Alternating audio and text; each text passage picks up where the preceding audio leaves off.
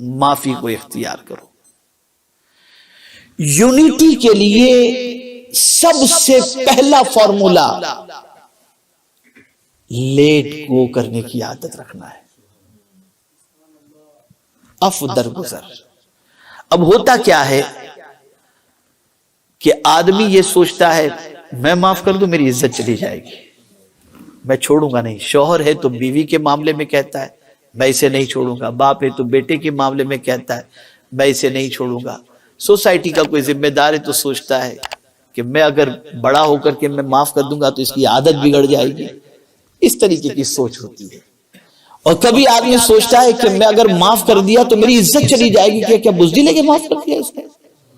لیکن قربان جائیے میرے آقا صلی اللہ علیہ وسلم کی عظمت پر کہ میرے آقا صلی اللہ علیہ وسلم فرماتے ہیں صدقہ دینے سے مال کم نہیں ہوتا اور معاف کرنے سے عزت کم نہیں ہوتی۔ یہ حضور صلی اللہ علیہ وسلم۔ اب دیکھیں یونٹی کریش کیسے ہو رہی تھی۔ غزوہ احد کے واقعے کو لے لیجئے، بڑا اختلاف پیدا ہو جاتا، 70 صحابہ شہید ہوئے۔ سرکار صلی اللہ علیہ وسلم نے صحابہ کی جماعت کو ایک پہاڑ پر کھڑا کر دیا، 50 صحابہ کی جماعت کو، اور فرما دیا یہاں سے کوئی اترے گا نہیں جب تک کہ میں نہ کہوں۔ اور اس طرف میدان جنگ کے اندر جنگ چل رہی ہے، اور جنگ کے اندر اللہ تعالیٰ نے صحابہ کو کامیابی عطا فرمائی۔ موجود تھے، انہوں نے سوچا کہ اب تو جنگ ختم ہو رہی ہے اور صحابہ کامیاب ہو گئے۔ ذہن سے بات نکل گئی یا خطائے اجتہادی ہو گئی، ادھر سے اترے۔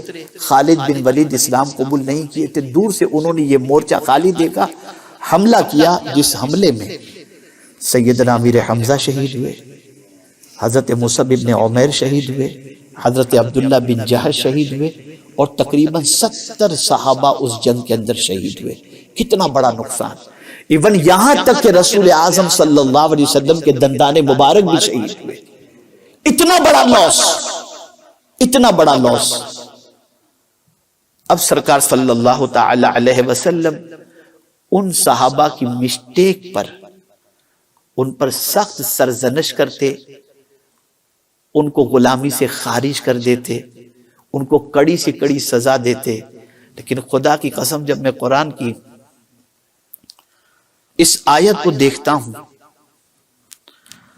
اور پیغمبر رحمت صلی اللہ علیہ وسلم کے عفو و کرم کے حوالے سے اللہ کا پیغام جب پڑھتا ہوں تو میری عقل دنگ رہ جاتی ہے۔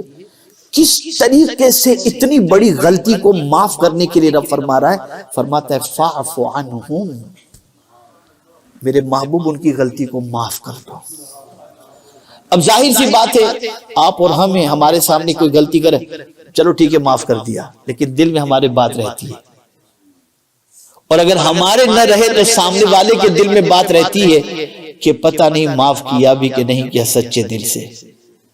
تو قربان جائیے میرے آقا صلی اللہ علیہ وسلم کی عظمت پر رب نے حضور سے فرمایا فاعف عنہم، ان کو معاف کر دو۔ اسی پر اکتفا نہیں فرمایا واستغفر لہم، ان کے لیے مغفرت کی دعا بھی کرو، یعنی جن سے غلطی ہوئی ان کو معاف بھی کرو، ان کے لیے مغفرت کی دعا بھی کرو۔ اور پھر قربان جائیے اور مزید مضبوطی کے لیے فرمایا وَشَاوِرْهُمْ فِي الْأَمْرِ، اور ان سے کاموں کے اندر مشورہ بھی لے لو تاکہ اطمینان ہو جائے کہ حضور نے معاف فرما دیا۔ اگر حضور معاف نہ فرماتے تو یونٹی بریک ہو جاتی، لیکن اتنی بڑی غلطی پر حضور سے فرمایا گیا معاف کر دو۔ اور پھر اس معافی کے بعد قرآن آگے کہتا ہے بشاورہم فی الامر فاذا عزمت فتوکل علی اللہ، اور جب آپ کسی چیز کا ارادہ کر لیں تو پھر اللہ پر بھروسہ کر لیں۔ دیکھیں یہاں بھی سمجھنے کی بات ہے، دین کے کام کرنے والوں کے لیے خاص سمجھنے کی بات ہے۔ یہاں پہلے فرمایا گیا ان کو معاف کرو، پھر فرمایا گیا ان کے لیے مغفرت کی دعا کرو، پھر فرمایا گیا ان سے مشورہ لو، لیکن یہ نہیں فرمایا گیا کہ جب دین کا کام کرو تو ان پر بھروسہ کرو۔ سمجھنے کی بات جو ہے نا وہ یہ ہے، اس کے ساتھ ساتھ کہ جب تم دین کے کام کا ارادہ کرو یا کسی اچھے کام کا ارادہ کرو تو لوگوں پر بھروسہ مت کرنا۔ فَإِذَا عَزَمْتَ فَتَوَكَّلْ عَلَى اللَّهِ، جب تم ارادہ کر لو تو اللہ پر بھروسہ کر لو، اس لیے کہ سب ساتھ چھوڑ سکتے ہیں، رب ساتھ نہیں چھوڑ سکتا۔